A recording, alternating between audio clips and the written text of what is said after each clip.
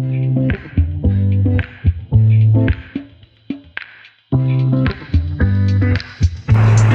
सुनने वालों को सरवसिंह की जानिब से अस्सलाम वालेकुम। उम्मीद करता हूँ कि आप सब खैर खैरियत से होंगे और अपनी लाइफ को एंजॉय कर रहे होंगे। लास्ट टाइम हमने जो टॉपिक जो डिस्कस किया था वो हमारा प्रेजेंट इंडेफिनिट था, present progressive, present perfect progressive. और उसके बाद आज हम जो मौजूद है वो आज हम जो टेंस के ऊपर है वो हमारा है पास्ट इंडेफिनिट का टेंस आज हमारे मौजूद है। जो चीज़ हम पढ़ते हुए आ रहे हैं, जैसे कि लास्ट जो लेक्चर हमने डिस्कस किया था उसमें आपने डिफरेंट कॉन्सेप्ट को पढ़ने की और समझने की कोशिश की। तो इसी तरह से आज भी हम इंशाल्लाह कोशिश करेंगे आज आपके सामने जो है वो डिफरेंट कॉन्सेप्ट आपके लिए लेकर आएँ ताकि आप ज़्यादा से ज़्यादा इससे आप सीख सकें और दूसरों को सिखा सकें। तो आज का टॉपिक हमारा है प्रेजेंट पास्ट इंडेफिनिट। तो आज के टॉपिक को स्टार्ट करते हैं। ओके, स्टार्ट करने से पहले मैं एक चीज़ बता दूं कि मैं हमेशा कहता हूं कि भाई जो हम पढ़ते हैं तो उसके अंदर ही बहुत सारी चीज़ें छुपी हुई होती है, मतलब उसी के अंदर सारी चीज़ें उसकी डेफिनेशन मौजूद होती है। आज पढ़ने वाले हम पास्ट इंडेफिनिट का टेंस कि पास्ट इंडेफिनिट का टेंस क्या होता है। और अगर मैं बात करूँ पास्ट की तो what is the meaning of past. Past का मतलब क्या है? एक तो हमारा मतलब होता है कि पास्ट का मतलब ये होता है कि माजी की बात करता है पास्ट, लेकिन इसके साथ इसका एक और जो इसकी मीनिंग होती है, इसका मतलब होता है कोई भी काम का कंप्लीट होना। पास्ट का मतलब क्या है कि पास्ट के अंदर किसी चीज़ का हो जाना, क्योंकि उसका मतलब होता है पास्ट का मतलब completed, finished and done. Past का मतलब ये भी होता है। किस तरह से? जाहिर सी बात है कि पास्ट के अंदर क्या होता है कि किसी काम का कर जाना या हो जाना, वो पास्ट इंडेफिनिट कहलाता है। तो जाहिर सी बात है इसका मतलब भी क्या होगा? कंप्लीटेड, फिनिश्ड एंड डन इसका मतलब होता है। अब इसकी पहचान की तरह बात है कि इसकी आइडेंटिफिकेशन क्या है। मैंने प्रेजेंट परफेक्ट के अंदर बताया था कि कोई भी जुमला अलिफ से या छोटी या बड़ी से ख़त्म हो और उसके साथ जो वर्ड अटैच हो वो है या हूँ का वर्ड हो। लेकिन पास्ट इंडेफिनिट के अंदर जो हमारी आइडेंटिफिकेशन हमारी होगी वो कोई भी जुमले के लास्ट में अगर अलिफ आ जाए, छोटी ये आ जाए या बड़ी ये आ जाए, इस पर भी जुमला ख़त्म हो सकता है। या अगर इस पर जुमला ख़त्म नहीं होता, इसके साथ क्या हो, अलिफ के साथ भी ये तीनों वर्ड आ सकते हैं। था, थी, थे के वर्ड्स आ सकते हैं। छोटी ये के साथ भी आ सकते हैं या बड़ी ये के साथ भी जुमले या वर्ड्स ये आ सकते हैं। मिसाल के तौर पे उसने खाना खा लिया या उसने खाना खा लिया था। वो स्कूल गया या वो स्कूल गया था, बात एक ही है। वो स्कूल गया या वो स्कूल गया था, तो बात यहाँ पे एक ही है। तो वो हमारा पास्ट इंडेफिनिट का टेंस होगा। अब आगे बढ़ते हैं कि पास्ट इंडेफिनिट की डेफिनेशन क्या है। उस डेफिनेशन की मदद से इसको समझने की कोशिश करेंगे और इसको इस्तेमाल करने की कोशिश भी करेंगे। ठीक है, अब आते हैं पास्ट इंडेफिनिट की डेफिनेशन। तो कहता है कि वी यूज़ पास्ट इंडेफिनिट, यानी जो पास्ट इंडेफिनिट जो बात करते हैं कि कोई भी एक्शन, पास्ट इंडेफिनिट किसकी बात करता है? वो कहता है कि कोई भी एक्शन जो हमने शुरू किया था पास्ट के अंदर, कोई भी एक्शन जो हमने शुरू किया था पास्ट के अंदर, कोई भी काम पास्ट के अंदर ही शुरू हो और पास्ट के अंदर ही वो ख़त्म हो गया। किसी काम का पास्ट के अंदर ही शुरू होना और पास्ट के अंदर ही ख़त्म हो जाना पास्ट इंडेफिनिट का टेंस कहलाता है। मिसाल के तौर पे सुबह के वक्त, यानी कि मैं सुबह के वक्त स्कूल गया था, ये इसका मतलब ये है कि सुबह के वक्त ये काम ख़त्म हो चुका है, ये काम ख़त्म हो चुका है। अब ये इसका भी कोई भी ताल्लुक़ प्रेजेंट से नहीं है, ये इसका ताल्लुक़ पास्ट से ही है। पास्ट में ही ये शुरू हुआ था और पास्ट में ही ख़त्म हो गया था। दिन के वक्त मैंने 2 कप चाय पी, या दिन के वक्त मैंने 2 कप चाय पी थी, इसका मतलब ये है कि दिन के वक्त ही मैंने चाय पी थी। उसका कोई भी कंसर्न प्रेजेंट से नहीं है, मतलब दिन में ही शुरू हुआ था, दिन में ही ये काम ख़त्म हो चुका था। तो ये हमारा कहलाता है पास्ट इंडेफिनिट का टेस्ट। ठीक है, एक और चीज़ मैं इसमें ऐड कर दूँ कि ये जिस तरह मैंने प्रेजेंट इंडेफिनिट के अंदर मैंने बहुत सारे एडवर्ब का इस्तेमाल किया था, तो इसी तरह से पास्ट इंडेफिनिट के अंदर भी बहुत सारे ऐसे एडवर्ब है जो हम सेंटेंस के अंदर इस्तेमाल करते हैं। वो कौन कौन से ऐसे एडवर्ब है जिसका इस्तेमाल करते हैं वो आपके सामने ही है। जैसे हमारे सामने है यस्टरडे, अगो, लास्ट। लास्ट से मतलब last week, last day, last year, तो हम इसको पास्ट इंडेफिनिट के टेंस से बनाएंगे। ठीक है, after, just, as, as soon as, always, from 2021 to 2020, from Monday to Tuesday, from January to February। तो इसको हम इस तरह से इस एडवर्ब का हम पास्ट इंडेफिनिट में इस्तेमाल कर सकते हैं। अब बढ़ते हैं इसकी फॉर्मेशन की तरफ कि फॉर्मेशन होता क्या है इसमें, मतलब इसकी फॉर्मेशन क्या है। जैसे मैंने कहा था प्रेजेंट इंडेफिनिट के अंदर हम स्टार्ट करते हैं सब्जेक्ट, वर्ब की फर्स्ट फॉर्म और ऑब्जेक्ट का इस्तेमाल करते हैं। पास्ट इंडेफिनिट के अंदर भी कोई चेंजेस नहीं है, सिर्फ और सिर्फ इसमें जो चेंज है ये वर्ब के चेंजेस यहाँ पर है।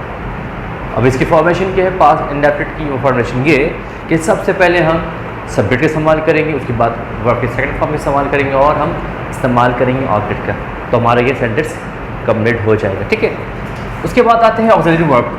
पास्ट इंडेफिनिट की जो ऑक्सिलरी वर्ब हमारा होता है वो डिड होता है हमारा। आप इसको ऑक्सिलरी वर्ब भी कह सकते हैं और आप इसको आप हेल्पिंग वर्ब भी कह सकते हैं, दोनों नाम एक ही, आप यूज़ दोनों को कर सकते हैं। ठीक है, इससे पहले कि मैं एग्जाम्पल की तरफ आओ, मैं डिस्कस कर दूं कि क्या इसमें है पास्ट इंडेफिनिट के अंदर स्पेशलिटी, कि पास्ट इंडेफिनिट जो बात तो बहुत सारी चीज़ें, लेकिन इसमें स्पेशलिटी क्या है, इसमें एक ख़ास बात क्या है। इसमें ख़ास बात ये कि ये वाहिद टेंस है, ये वाहिद टेंस है जिसके अंदर दो किस्म के वर्ब आते हैं। वो वर्ब कौन से हैं, फर्स्ट फॉर्म ऑफ वर्ब और second form of verb. Past indefinite के अंदर हम दोनों किस्म के वर्ब का इस्तेमाल करते हैं। वो किस तरह से इस्तेमाल करें मैं भी आपको बताऊंगा।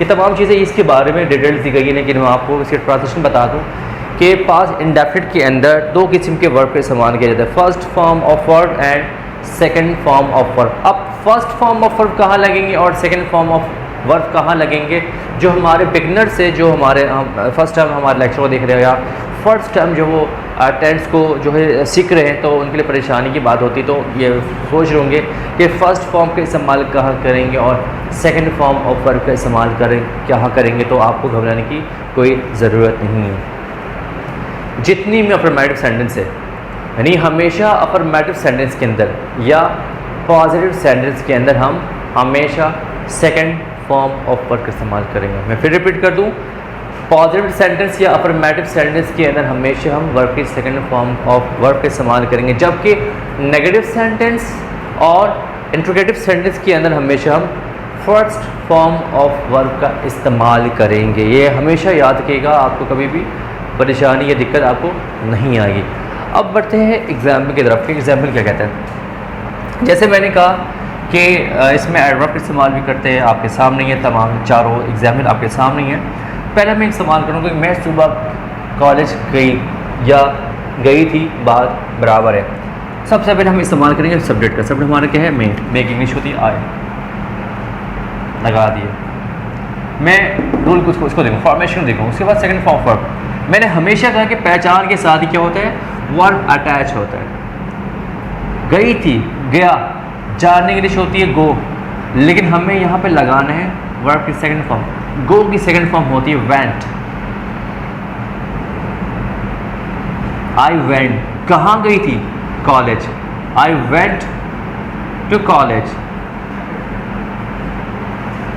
कब गई थी, सुबह के वक्त, तो ये मैं लगाऊंगा in the morning. I went to college in the morning. इन पे सेकंड एग्जाम्पल हमारे साथ है और हमारे पास है, उसने दिन के वक्त बिरयानी खाई, या इस सेंटेंस को हम इस तरह भी कह सकते हैं कि उसने दिन के वक्त बिरयानी खाई थी। दोनों इस्तेमाल किया जा सकता है पास्ट इंडेफिनिट के अंदर। अब इसको बनाएंगे कैसे, अब उसने की इंग्लिश क्या हो सकती है, यहाँ पे हम ही का इस्तेमाल भी कर सकते हैं और शी का इस्तेमाल भी कर सकते हैं। तो यहाँ पे मैं कुछ भी लिख सकता हूँ, मैं शी का इस्तेमाल कर लेता हूँ, मैं शी। मैं फिर रिपीट कर दूँ, पहचान के साथ ही वर्ब अटैच है खाना, इट मीन खाना होता है, लेकिन यहाँ पे हम सेकेंड फॉर्म ऑफ वर्ब के इस्तेमाल करें, तो यहाँ पे हो जाएगा हमारा एट। शी एट, क्या खाई थी, बिरयानी खाई थी। शी एट बिरयानी, किस वक्त खाई थी, दिन के वक्त, एट आफ्टरनून। तो हमारा ये सेंटेंस कंप्लीट हो जाएगा। ठीक है, अब नीचे आते हैं, नेगेटिव तरफ आते हैं कि सबा ने झूठ नहीं बोला। सबा ने झूठ नहीं बोला या सबा ने झूठ नहीं बोला था, तो यहाँ पे बात एक ही, और यहाँ पे मैं फिर रिपीट कर दूँ, यहाँ पे अब जो जुमला है वो नेगेटिव सेंटेंस। और मैंने कहा था भाई नेगेटिव के अंदर हमेशा वर्ब की जो फॉर्म होगी वो फर्स्ट फॉर्म होगी। तो देखते हैं, सबसे पहले हम लगाएंगे सबा, सब्जेक्ट हमारा है, ठीक है, सबा। उसके साथ हम लगाएंगे ऑक्सिलरी वर्ब, क्योंकि नेगेटिव का सेंटेंस है ये, तो हम लगाएंगे डिड नॉट। बोलना, झूठ बोलने की निशानी होती है, tell a lie. Saba did not tell a lie हमारे नेगेटिव बन जाएगी। आप देख सकते हैं यहाँ पे कि जो फॉर्म का इस्तेमाल किया गया वो है हमारा फर्स्ट फॉर्म ऑफ वर्ब इस्तेमाल किया गया। आप देख सकते हैं यहाँ पे this is first form of verb. अब यहाँ बढ़ते हैं इंट्रोगेटिव की तरफ। कि इंट्रोगेटिव का हम किस तरह से बनाएंगे। सबसे पहले हम ऑक्सिलरी वर्ब इस्तेमाल करेंगे, हम डिड का इस्तेमाल करते हैं। इसका इस्तेमाल ख़त्म हो चुका है, इसको हटा दें। डिड का इस्तेमाल हो गया, ख़त्म हो गया। अब मैं इसको एज अफर्मेटिव कंसिडर करता हूँ। तुमने काम किया, तुमने की इंग्लिश होती है यू, लेकिन यहाँ पे डिड का इस्तेमाल हो चुका है तो हम लगाएंगे यहाँ पे काम करने को। डिड यू किया की इंग्लिश होती है डू। डिड यू डू, क्या क्या काम किया, डिड यू डू वर्क। और यहाँ पे आखिरी में हो जाएगा question mark. Did you do work, तो हमारे ये सेंटेंस बनेगा अफर्मेटिव का सेंटेंस, नेगेटिव और इंट्रोगेटिव का सेंटेंस। यहाँ पे देख सकते हैं कि यहाँ पे फर्स्ट फॉर्म ऑफ वर्ब का इस्तेमाल किया गया है। क्यों? क्योंकि यहाँ पे इंट्रोगेटिव सेंटेंस का इस्तेमाल किया गया है। हमारे जो बिगिनर स्टूडेंट्स हैं जो सीख रहे हैं फर्स्ट टाइम इस लेसन को देख रहे हैं और इस फर्स्ट टाइम जो पास एडेप्ट को सीख रहे हैं, तो ये स्क्रीन में आपके सामने है, ये जो स्क्रीन में जो सामने आपकी नज़र आ रही है जो है वो नेगेटिव सेंटेंस की फॉर्मेशन है, और इसके बाद जो सामने आपको अभी नज़र आ रही है इंट्रोगेटिव की फॉर्मेशन है। पॉजिटिव की फॉर्मेशन जो है बोर्ड के अंदर है, इस तरह से नेगेटिव की सामने स्क्रीन पर है, और इंट्रोगेटिव की फॉर्मेशन भी आपके सामने ही है। तो हमारे ये पूरा सेंटेंस हमारा बन जाएगा। कि आज का लॉजिक, आज का ये कॉन्सेप्ट आपको यकीनन तौर पे समझ में आया होगा। तो ये लेसन यहीं पर ख़त्म होता है, ठीक है।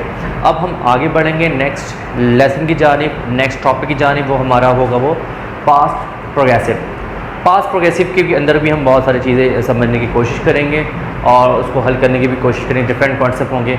पास्ट इंडेफिनिट की बहुत सारे ऐसे कॉन्सेप्ट हैं जो मैं आपको सिखाऊंगा, लेकिन जैसे मैंने कहा था कि जैसे ही हमारे टेंस का लेसन ख़त्म होगा तो उसके बाद हम वेरिएशंस की तरफ बढ़ेंगे। कुछ कमेंट सेक्शन में बताया गया था सर कि पास्ट परफेक्ट जो है हमें समझाएं, और पास्ट परफेक्ट हमें समझ में नहीं आता, तो मैं उनके लिए भी जो है पास्ट प्रोग्रेसिव के बाद हम पास्ट परफेक्ट के टॉपिक पर आएंगे, और इंशाल्लाह उस टॉपिक को भी आसान तरीके से समझ आने की मैं पूरी कोशिश करूँगा, और इंशाल्लाह उसके बाद आप कभी भी परेशान नहीं होंगे। तो इसी तरह से आज का लेसन यहीं भी ख़त्म को पहुँचते हैं।